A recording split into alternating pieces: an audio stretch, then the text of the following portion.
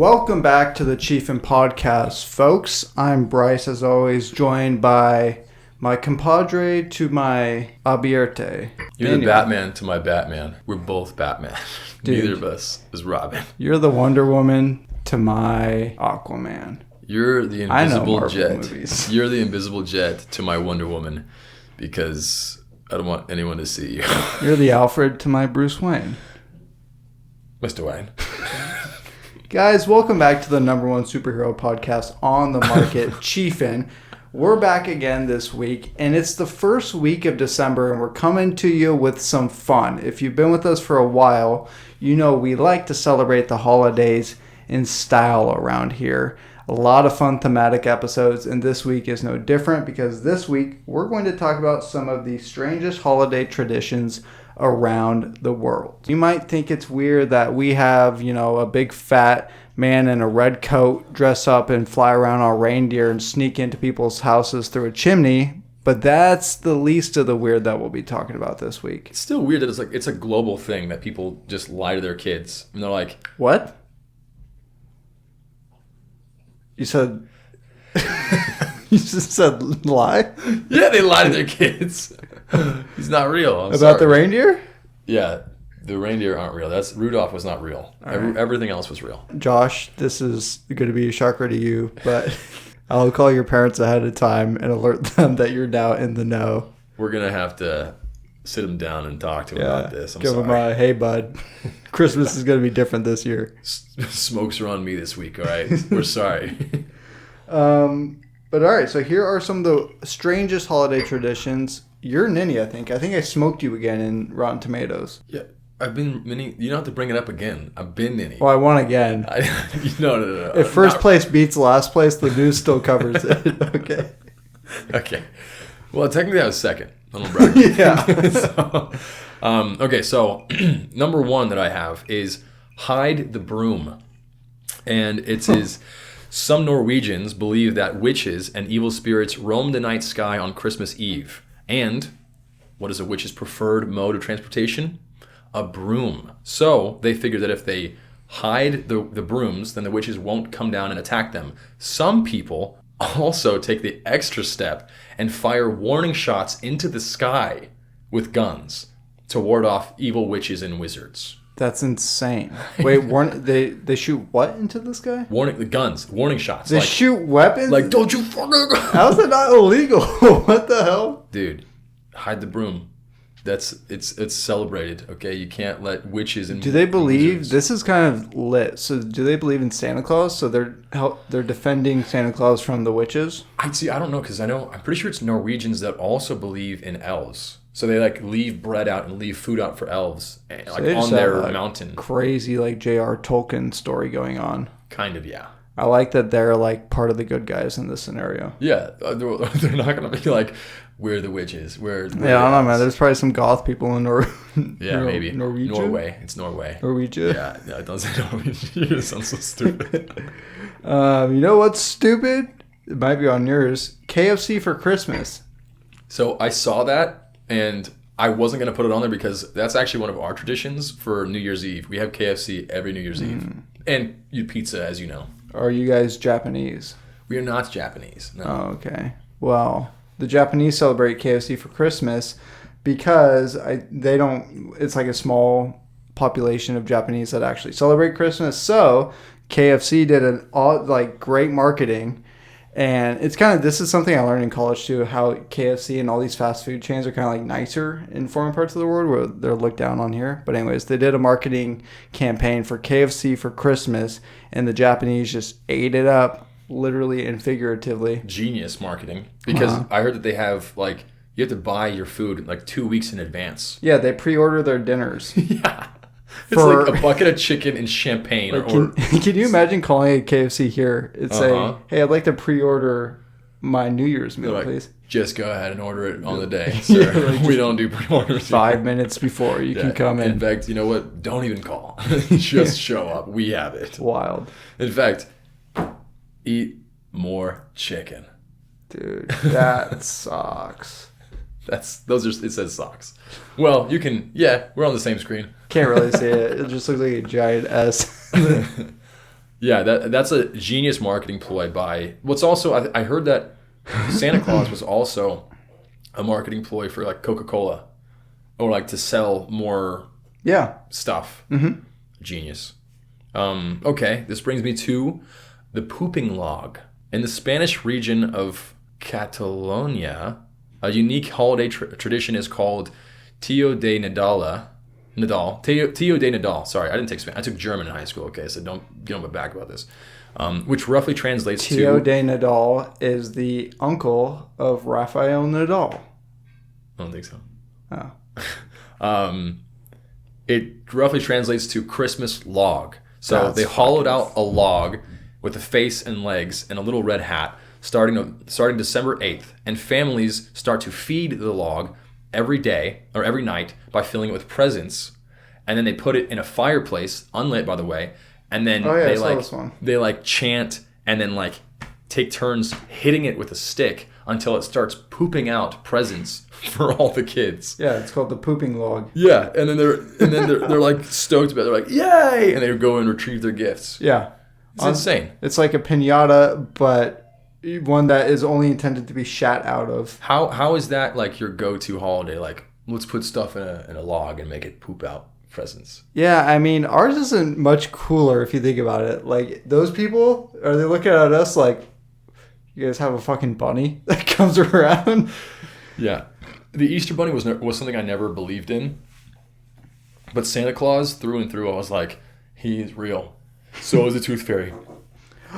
The gift-giving witch is my next one. It's in Italy, and it's like I wrote this knowing that you were going to talk about witches, because I say, speaking of witches, the Italian version of Santa Claus is an ugly old witch called La Befana. As the story goes, the Magi stopped at her house to ask her for directions on their way to visit baby Jesus. They invited Befana to come with them on the journey, but she said she had too much housework to do. After they left, she changed her mind and tried to find them, but couldn't. So now she flies around the night of January 5th, the eve of the Epiphany when they met baby Jesus, much like Santa. So basically, Italians leave out a plate of sausage and broccoli and a glass of wine for her. What a combination. So this is a good witch. So this is a tale of a witch who said, I can't come meet baby Jesus because I have too much housework to do. And now the Italians celebrate her with sausage. How's that a good witch if she couldn't like just stop her housework for the day? I mean, they leave stuff out for her. That's so weird. I don't think this is like a sacrifice. I think this is a gift. I know it's not, but I think it's weird that you are leaving out food for someone who couldn't make it to go see Jesus. Like if I let's say you were like, hey man, we're about to have the baby, come to the hospital and just like hang out with us. I'm like, really gotta make my bed. Every single year from here on out, we're gonna give you a plate of sausage, broccoli, and wine now. Thanks, man, for not showing up for my kid. It's a little weird. Yeah, it's not. You're like celebrating someone who didn't show up for you. I mean, I'm not judging the Italian culture, so this isn't on me. This is all Daniel's implication. I am. That's weird. It's weird. I mean, I'm sorry. Like that. If I had a bad friend, I'm not gonna give him gifts hoping that he's a better friend. I'm gonna be like, true. It's like be a better holiday. Friend or bye. This is a simp holiday. Yeah, it is. You're a simp for that person. Speaking of witches, these are kind of similar. It's called the 13 Yule Lads. The 13 troll-like Yule Lads are a mashup between Santa Claus and dwarfs, since they each have a name and personality, and each leaves gifts in children's shoes for 13 nights before Christmas. Unless kids are bad, in which case they get rotten tomatoes, or worse, the Yule Lad's mom, Gryla, will boil them in a cauldron. So it's like Krampus kind of. Like they're like, dang. If you're bad, you're gonna get eaten. Wait a minute, what's that or statement? They get rotten tomatoes or they get burned in a cauldron? Yeah. The lads are a mischievous bunch who mostly steal food and other items and slam doors. For example, there's the pot licker who steals leftovers and then licks the pot clean. And Skyr Gobbler, who has a penchant for stealing Icelandic yogurt. But these are small prices to pay for gifts. So like basically, obviously they're not real. Mm-hmm. So that means that parents are just going around like heathens like, Yeah, what the fuck? Like licking bowls clean. Or maybe they just Where wash is this them. out of? What country? I think it said Iceland again. Iceland? Or no, I never said Iceland. It was Norway. Yeah, so hang on. It's, Iceland. That's insane. Mm-hmm. All right. Well, fucking these Norwegian people are crazy traditions. It's like stories. I guess that's where all the wild shit originated from, too. It's like, I also heard, and I don't know how true this is, but I heard that there's a lot of relation in Iceland or in Norway.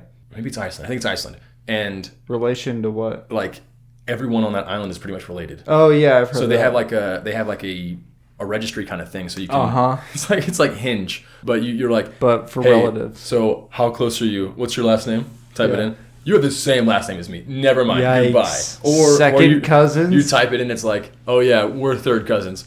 We're good to go. All right, my number 3. My 4 was the pooping log, so I'll have to figure out something else. But my number 3 is the burning of the devil in Guatemala. Okay. Guatemalans get fired up for Christmas, literally. December 6th marks La Quema del Diablo, the burning of the devil, which is when families in Guatemala set bonfires outside of their homes and burn effigies of Satan to expunge evil spirits, celebrating the victory of good over evil. In the past, people would bring out their trash from their houses and set it alit. And some still do, but in the wake of environmental backlash, they've been told to not burn their trash outside anymore. Yeah, it's kind of smart. It's more of an inside kind of thing. The stories or the pictures of this are wild too. It's literally just like fake, like paper maches of the devil just burning outside in front of the house. No, I saw that one and I'm like, that's pretty interesting. And I like that one better than freaking leaving out sausages and like. There's no what holiday do Americans have where we're like fireworks? No. Where we're like playing the good versus the evil. Like the one you were talking about, I was like, we're going to fire guns and try to take down the witches. This is like we're burning the devil. Ours is only like celebrating good. It's not like bad you thing. Well, I mean, it's kind of like the 4th of July. 4th of July. Is the Brits. Take like, that, Lizzie. Yeah, I guess so. R.I.P. R.I.P. Not really. I mean, Columbus Day, we celebrated a monster. So bad. So like, bad. we don't do the right thing there. Horrible. We need to not celebrate that guy anymore. We need to change that. Yeah. Yeah, I like that one. But I like this one a little bit better. This is called the Festival of Drunkenness. The Festival of Drunkenness was celebrated during the first month of the Egyptian year. The festival was a way of honoring the Eye of Ra and the myth of the slaughter of mankind, as well as to supposedly appease Egyptian goddesses. The festival, which was a holy event, involved the participants drinking obscene amounts of alcohol. In fact, most of the time, the participants would get so drunk they would fall asleep in the temple, and then the sleeping celebrants would later be awoken by the sounds of the drums and music, and supposedly that helped them commune the worship of the goddess. In addition, just hungover worship? In addition to drinking, the participants danced, lit torches, and engaged in intimate encounters with other celebrants. Basically a giant orgy. It's an orgy. Like and they're like, the Festival of Drunkenness. No, it's a holiday geared around orgies. Sounds what like. The hell? Let's get really drunk and let's just fool around in the church. Yeah. It's like it's just an excuse to have no consequences. Yeah, they're like, we're just trying to celebrate the God. We're doing it in a church, dude. Dude, chill out. It's fine. I brought condoms. Maybe. Who knows what Raw wants me to do? It wants me to go Raw, dude. All right, my next one is El Caganer or Caganer. It's translated to the defecator. It's in Spain. Instead of elf on a shelf, they have this figurine. And it's a little obscene because the translation, the defecator, means it's just a porcelain figure of a guy bent over pooping. And yes, he is trying to take a number 2. The exact legend of how this tradition got started is unknown, but the legend has it that farmers would be punished with a poor crop harvest and bad fortune if they didn't include a caganer within their nativity scene. So throughout Spain, you got baby Jesus, you got Joseph, you got Mary, and you got a guy bent over taking a dump. I would love to see the reenactment of that nativity scene, like on the church. Like, they're like, oh, here comes baby Jesus. Oh, there he goes. It would be hilarious He's if like stomping. someone moves here from Spain, they don't know anyone, right? And they drive by a nativity scene, like, oh, there's no Caganeira. Like, what So, the like, hell, dude? I'm gonna rescue this city. I'm gonna put next thing you drive by. It's just a dude shitting. And he's like, I did good. Yeah. I did good. Like, whoa, what? What's the big deal? This is my religion. Yeah. You want a bad harvest? That's so weird. It's like a popular thing, like. But that's like piggybacking on a, like, let's just say they had, like the chasing of the bulls or racing. Is it? Mm-hmm. Yeah. The running of the bulls? Running the bulls, yeah. Then we just add a dude shitting. Just in the middle of that. Like, what? It's part of my religion. What, dude? You want a bad harvest? Okay, so my number 5, my final one, is Cronia. Cronia was a Greek festival held after the summer harvest that represented the transition into winter. The festival was named after Titan Kronos, who ruled the universe during the golden age of mankind when there was no hunger, death, sickness, social distinctions, or oppression. Cronia was a reflection of Kronos' reign in that during Kronos was a reflection of Kronos' reign in that during the festival. The usual order of society was suspended. Slaves dined playing games with their masters, engaged in noisy street riots, and were served on and waited on. But here's the kicker. The festival usually ended up by bringing out a criminal who was previously condemned to death, and thus represented chaos and disorder, giving him wine and then slaying him. So basically, you have this whole, like, you don't know. Like, you're like, I was condemned to death before, but I don't know if, like, this is my day, like, if I'm going to be killed today. Could you imagine going into a party and you're like, you have a 1 in 10 chance of dying? And it's wild because they give him wine. So Yeah. you're just partying. You're like, fuck yeah, dude, let's keep this going. I mean, that's horrible. You couldn't even enjoy yourself. Honestly, and then it turns into the celebration of Ra. And then they're like, we're not going to kill you, man. Fuck it. You did pretty good in this orgy. Get over there and take a dump right now for our crops. Take a shit in the Yule log. We'll give it to the kids. Where was that one at? It It was just like an old ancient holiday tradition. was a Greek festival. Right. Oh, that makes sense. All right. Last one I'll throw in there because I also had the pooping log. Caroling with dead horses. Did you see this in Wales? I don't think so. No. Welsh people will go around, instead of like caroling with a group of people, one person in the group will dress as a horse with an actual horse skull. I did see that, And yeah. they'll be gifted with food and drinks. Yeah, that's pretty morbid. Something pretty. But that's like, I mean, it's like Halloween for us. You walk up like as a zombie. Yeah, but you don't do it with an actual horse skull.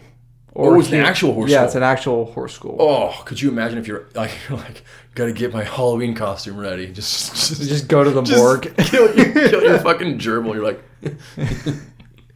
oh, here's gifts. Great costume. Here's candy, man.